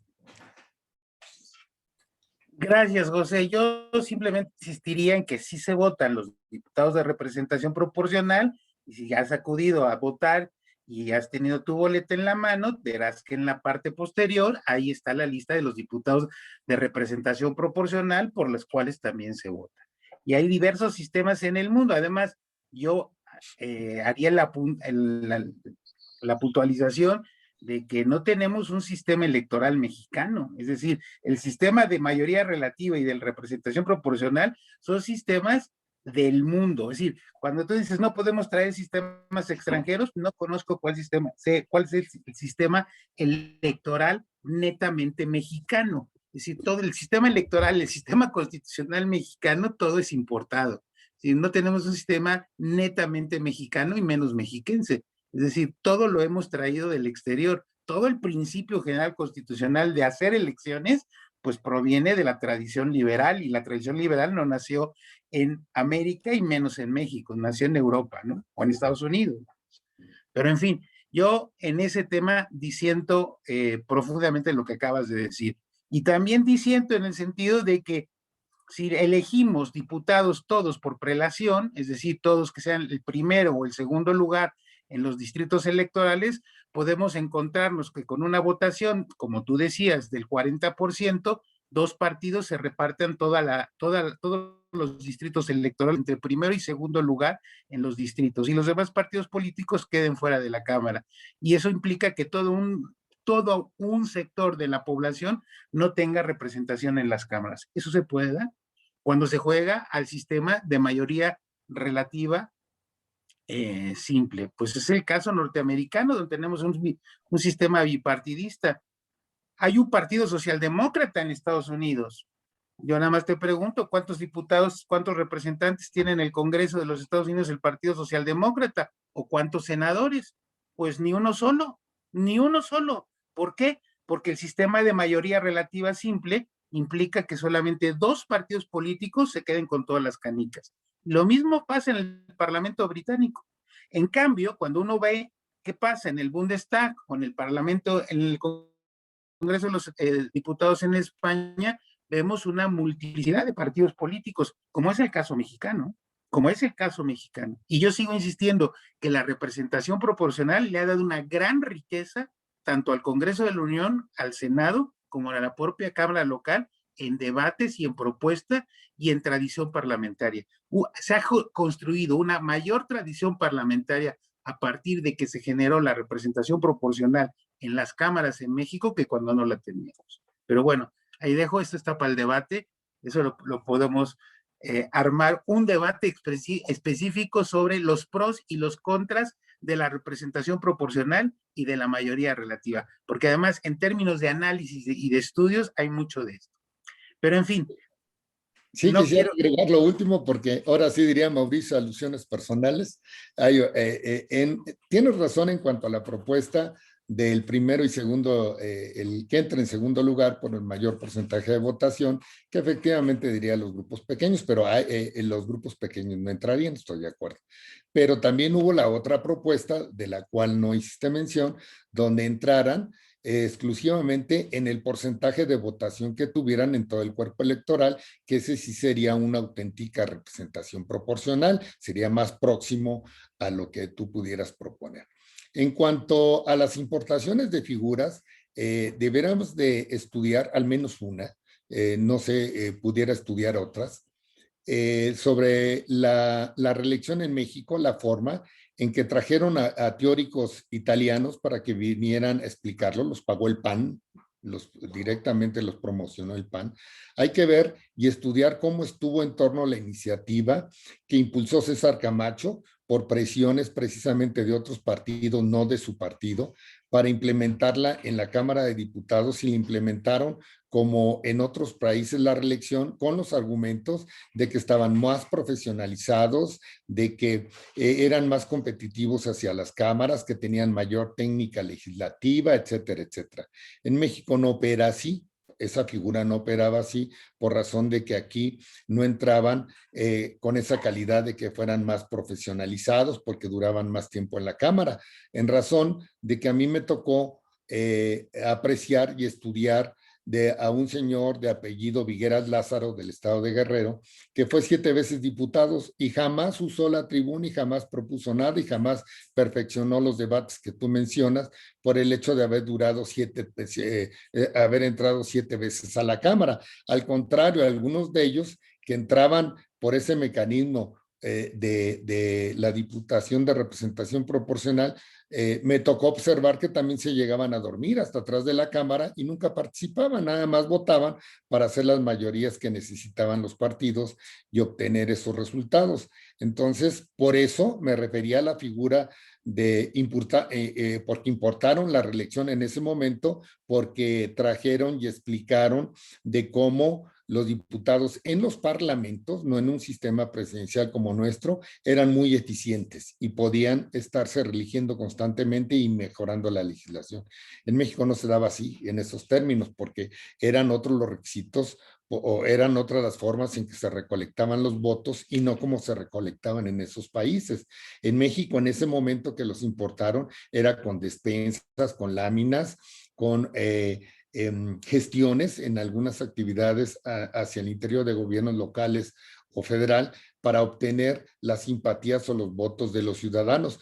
Que yo sepa, en ninguno de los países los teóricos que vinieron a platicarnos que también repartían despensas o láminas. Entonces la recolección de los votos era distinta. Por eso es que en ese momento no era viable el importar esa figura porque en México era de otra forma, la forma de comprometerlos y la forma en que se perdía la equidad en la contienda de aquel que había usado recursos públicos para estar presente en su circunscripción electoral y estar ganando simpatía, sobre todo los que han sido presidentes municipales y tienen contacto con la población y que llegan y promueven su reelección, van en total ventaja en contra de aquellos que no participaron y que no utilizaron recursos públicos. Por eso la figura no era aplicable en ese momento. Probablemente es cierto lo que tú dices, que nosotros no inventamos nada en cuanto al sistema electoral, en cuanto a la denominación, pero en cuanto al perfeccionamiento que hemos venido teniendo y al grado de profesionalización de las elecciones, somos mano.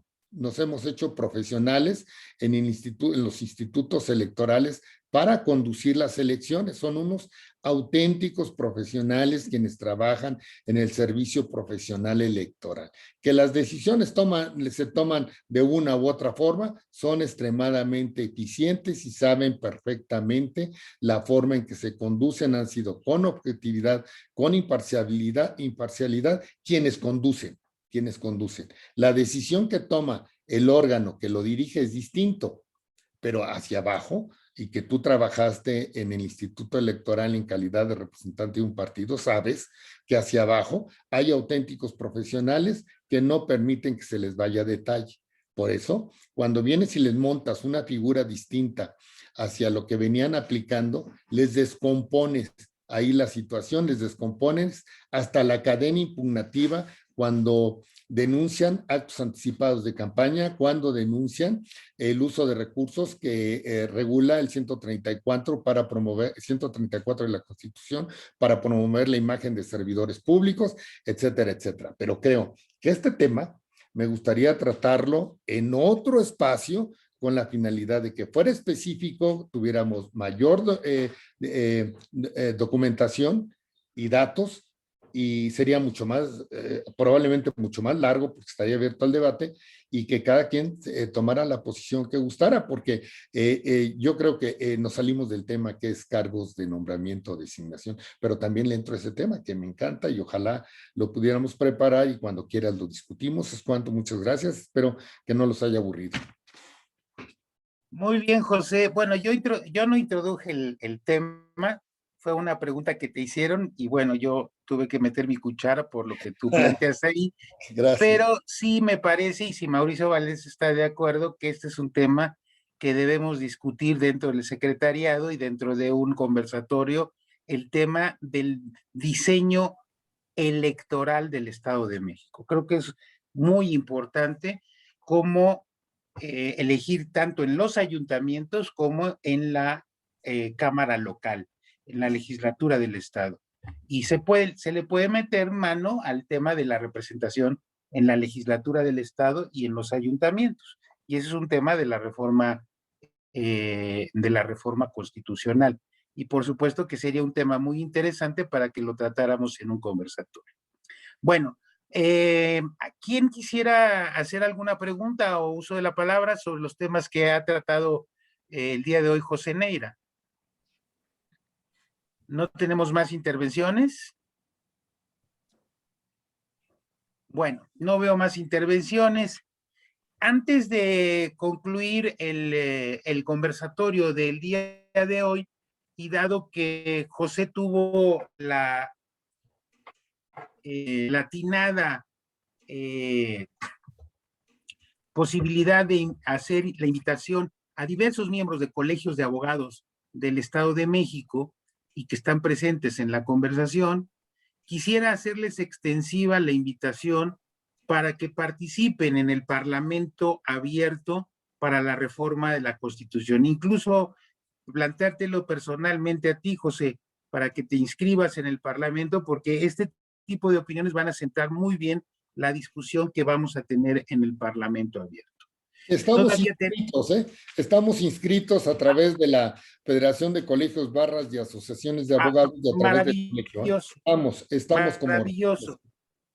Pero los que aún se hayan inscrito, quiero decirles que tenemos todavía un espacio, abrimos un tiempo más la inscripción, así que ahí tenemos toda la posibilidad de que se inscriban. Tenemos ya 12 comisiones y estamos esperando las propuestas de ustedes en todos los temas que tienen que ver con la Constitución del Estado de México, para que ustedes ya presenten sus iniciativas y propuestas de reforma constitucional, que viniendo de las asociaciones, federaciones y colegios y barras de abogados, serán muy importantes para el tema de la reforma constitucional. De tal manera que extiendo nuevamente la invitación para que participen en el Parlamento abierto. Y bueno, dado que no tenemos mayores otras intervenciones, le voy a pasar el uso de la palabra a nuestro coordinador Mauricio Valdés para que cierre la reunión del día de hoy. Adelante, Mauricio. Gracias, Rubén. Es solamente reiterarle a Pepe Neira nuestro agradecimiento por su participación y como ves, cada vez que intervienes, das para más temas. Esto nos enriquece mucho, tu participación, y lo agradezco y reconozco. Y qué bueno que tuviste la iniciativa de invitar a Enrique Antonio González Méndez, presidente de la Federación de Colegios, Barras y Asociaciones de Abogados del Estado de México, a Enrique Lazaga Yamín, presidente del Colegio de Abogados del Estado de México, y a Luis Eduardo Espinosa López, secretario general también de la misma federación. Agradezco a todos ustedes su participación. Y a los integrantes del Grupo Plural, muchas gracias, que tengan bonito fin de semana. Muchas gracias, buena tarde. Gracias. Muy buenas tardes, maestro Mauricio, gracias, maestro Neira, gracias a todos. Gracias por todo. Gracias.